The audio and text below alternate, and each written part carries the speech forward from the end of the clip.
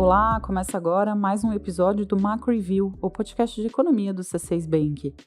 Nos últimos dias, o desenrolar de fatos econômicos e políticos pode ter colocado o mundo e o Brasil em uma nova rota. Sem dúvidas, essa foi uma semana atípica por causa da quantidade de acontecimentos. Olha só, a gente teve a vitória do Donald Trump e do Partido Republicano nas eleições americanas, teve as decisões de juros no Brasil e nos Estados Unidos, o anúncio de novas políticas fiscais na China e a expectativa pelo pacote de corte de gastos no Brasil. Todos esses fatos que estão, de certa forma, interligados, eles merecem uma análise minuciosa para medir qual deve ser o impacto para a economia. Então, nessa semana, a gente traz uma visão sobre esses eventos tão notáveis em uma edição especial.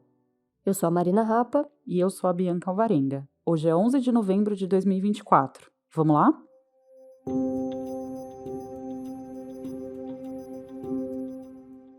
As eleições nos Estados Unidos concederam uma vitória ampla aos republicanos.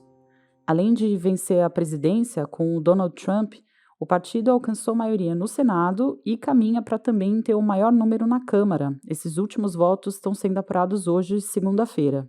Essa composição de Casa Branca mais o Congresso amplia a força do futuro presidente. Analistas políticos observaram que, com a maioria no Congresso, o Trump pode ter mais facilidade para aprovar medidas que foram anunciadas ao longo da campanha, como o aumento de tarifas para importação, o corte de impostos para empresas e a deportação de imigrantes que estão no país de forma ilegal. Se aprovadas, essas medidas podem impactar de forma relevante a economia americana. Por isso, os investidores já buscam antecipar, em parte, os possíveis efeitos da política do novo presidente. Essa busca por uma antecipação apareceu nos preços de diferentes ativos financeiros, e a gente vai destacar aqui os três principais. Primeiro, a Bolsa Americana, o S&P 500, que é o índice que reúne as ações das principais empresas dos Estados Unidos. Esse índice subiu 5% desde a véspera das eleições e alcançou na semana passada um novo recorde histórico. E por quê? É que o corte de impostos prometido pelo Trump pode melhorar as condições financeiras para as empresas. Dessa maneira, restariam mais recursos para investimentos, contratação de funcionários e até para a distribuição de lucros. O segundo ativo são os juros longos.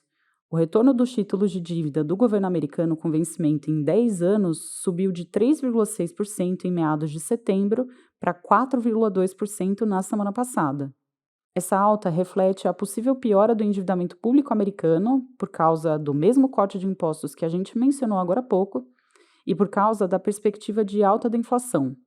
Essa perspectiva de mais inflação está relacionada à proposta de elevação das tarifas de produtos importados, que encareceria esses produtos, e ela está relacionada também com o possível aumento dos salários, caso a deportação de imigrantes reduza a oferta de mão de obra nos Estados Unidos. E o último ativo é o dólar. A moeda americana tem ganhado força, fruto da combinação dos fatores que a gente explicou agora há pouco. Para relembrar aqui, a perspectiva de economia aquecida e de juros mais altos nos Estados Unidos. O dólar ele tem superado todas as principais moedas globais, inclusive o real. Agora, apesar das mudanças nas perspectivas para a economia, no curto prazo, a direção da política monetária americana continua igual. O Federal Reserve, o Fed, o Banco Central dos Estados Unidos, ele reduziu a taxa básica em 0,25 ponto percentual para o intervalo entre 4,5% e 4,75% ao ano na última semana. O ciclo de redução dos juros começou em setembro nos Estados Unidos, com um corte de 0,5 ponto percentual, mas pode não avançar conforme o esperado. Se o cenário de atividade econômica mais aquecida e de inflação mais alta se confirmar, o Fed pode ser mais cauteloso com o tamanho do corte de juros. O Banco Central americano reafirmou que vai continuar observando o comportamento da inflação e do mercado de trabalho para tomar as próximas decisões. Perguntado sobre o resultado das eleições, o Jerome Powell, que é o presidente da autoridade monetária, ele disse que, abre aspas, não se sabe qual será o momento e o tamanho de qualquer mudança da política econômica. O Fed não adivinha nem especula, apenas decide, fecha aspas. Quem também está no olho do furacão do cenário político é a China, uma vez que uma das propostas de campanha do Trump foi justamente tarifar as importações vindas do país em 60%. Mesmo que a relação comercial com os americanos já tenha sido desidratada nos últimos anos, as exportações têm um papel importante no crescimento da China.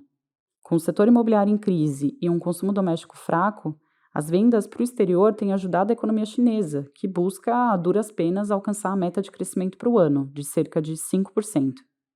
Na última semana, a China anunciou 1,4 trilhão de dólares, o que equivale a cerca de 8% do PIB do país, em medidas para aliviar a dívida dos governos regionais. O pacote frustrou os analistas de mercado porque eram esperados incentivos para o consumo interno e para o mercado imobiliário, não necessariamente para esse alívio da dívida. E enquanto o pacote de incentivo fiscal foi, enfim, conhecido na China, aqui no Brasil a expectativa é pelo anúncio de possíveis cortes nos gastos públicos. Os jornais mencionaram nas últimas semanas um pacote que reduziria as despesas do governo em 30 bilhões a 50 bilhões de reais em 2025. Mas o tamanho real do pacote e os detalhes das medidas seguem indefinidos, já que o anúncio oficial não aconteceu. A gente tem falado aqui em algumas edições que existe uma preocupação entre analistas de mercado e investidores com a sustentabilidade do arcabouço fiscal. Com o crescimento das despesas obrigatórias do governo, os gastos discricionários podem ser comprimidos ao ponto de inviabilizar o funcionamento da própria máquina pública. Por ora, a gente acredita que as medidas em análise podem ter algum impacto sobre o orçamento, mas o endividamento do governo deve continuar a subir. Ou seja, mesmo que aprovado, o que seria uma boa notícia, mesmo assim esse pacote não seria suficiente para equilibrar as contas públicas. E olha, a necessidade de controle dos gastos públicos foi mencionada inclusive no comunicado da última decisão de juros do Banco Central. A autoridade monetária acelerou o ritmo de alta da taxa Selic na semana passada.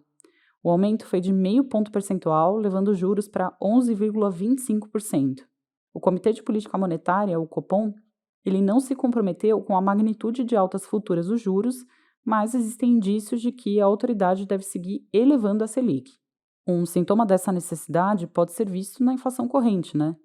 O índice de preços ao consumidor amplo, o IPCA, esse índice chegou a 4,8% no acumulado de 12 meses até outubro, ultrapassando então o teto da meta de inflação, que é de 4,75%. O cenário que é observado pelo Banco Central tem mostrado ainda uma piora da inflação dos próximos anos. No comunicado, o Copom diz que enxerga o IPCA em 3,6% no segundo trimestre de 2026, o que é ainda mais distante da meta de inflação de 3%.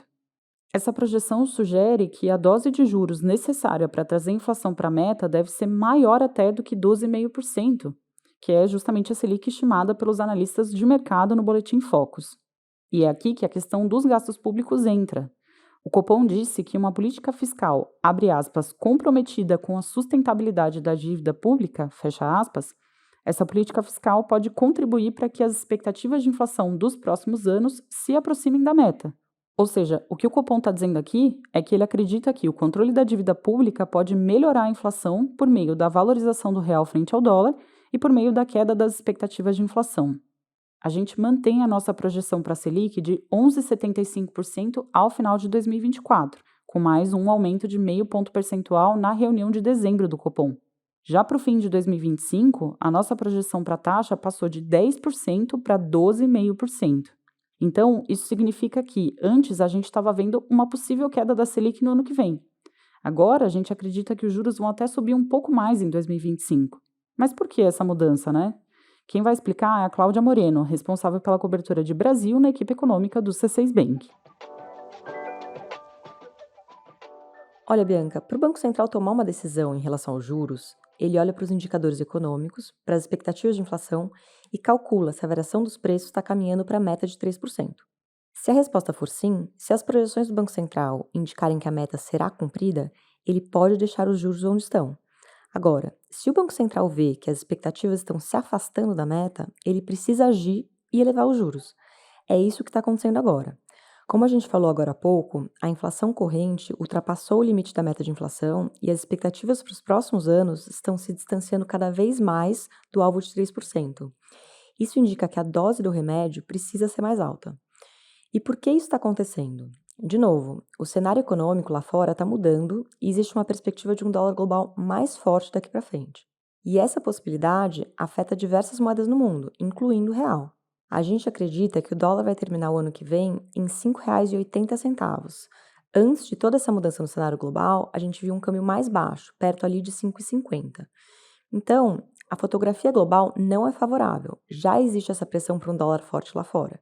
Fora isso, existem as questões domésticas que também não dão alívio para a cotação do real. A expectativa pelo anúncio de corte de gastos pelo governo contribuiu bastante para a volatilidade do câmbio nas últimas semanas. E lembrando, as medidas fiscais ainda não foram anunciadas. Se esse cenário de um dólar na casa de R$ 5,80 se confirmar, a inflação pode acelerar.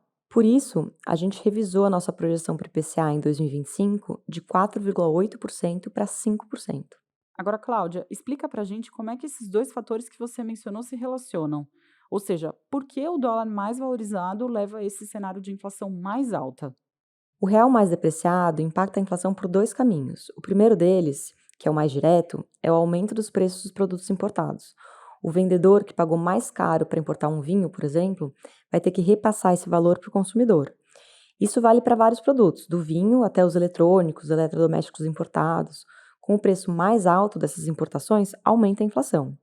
A segunda forma de repasse do dólar mais alto para a inflação é, digamos assim, indireta. Produtos feitos aqui no Brasil, mas que são negociados em dólar, como a carne, por exemplo, também tendem a sofrer aumento de preços quando a moeda americana fica mais cara. O resultado é o mesmo, mais inflação. E aí, Bianca, com uma inflação mais alta, é possível que o BC continue elevando os juros nos próximos meses. E é possível também que ele mantenha a Selic em um patamar elevado, em 12,5% até o final de 2025.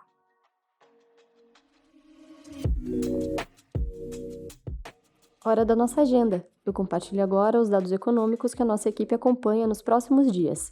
Na segunda-feira, 11 de novembro, o Banco Central publica os números das contas públicas brasileiras do mês de setembro.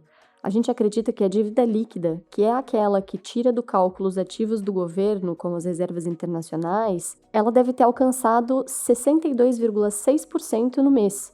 Esse é o maior nível de endividamento líquido da série histórica. Na terça-feira, 12 de novembro, vai ser publicada a ata da reunião do último Copom com mais detalhes sobre a decisão que a gente citou aqui agora há pouco. Mais tarde, no mesmo dia, o IBGE divulga a Pesquisa Mensal de Comércio, a PMC, de setembro. A gente espera uma alta próxima de 3% para o varejo ampliado. Na quarta-feira, 13 de novembro, a gente fica sabendo o resultado da Pesquisa Mensal de Serviços, a PMS. A gente projeta uma leve expansão de 0,4%, impulsionada pelo setor de transportes. Ainda na quarta-feira, saem os dados de inflação ao consumidor, o CPI dos Estados Unidos. A nossa expectativa é que o núcleo da inflação americana continue flutuando acima da meta de 2% do Fed.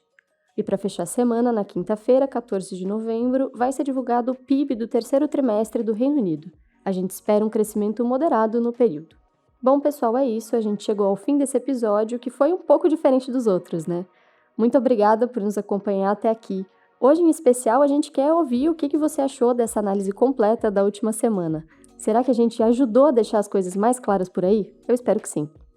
Quem faz parte da equipe econômica do C6 Bank são o Felipe Salles, a Cláudia Moreno, a Cláudia Rodrigues, o Eliezer Jacobi e o Felipe Mack. A produção e o roteiro são desse time todo, junto com Bianca Alvarenga e Marina Rapa. A edição de som é da Thaís Andrea e a divulgação nas redes sociais fica com a Maria Fernanda Pedroso. Lembrando que você pode seguir o Macro Review na sua plataforma favorita de podcasts. Assim, quando a gente publicar um novo episódio, você vai ser notificado. É bom para quem quer ficar por dentro da economia e para quem quer conhecer uma visão original dos fatos econômicos. Uma boa semana para você e até a próxima!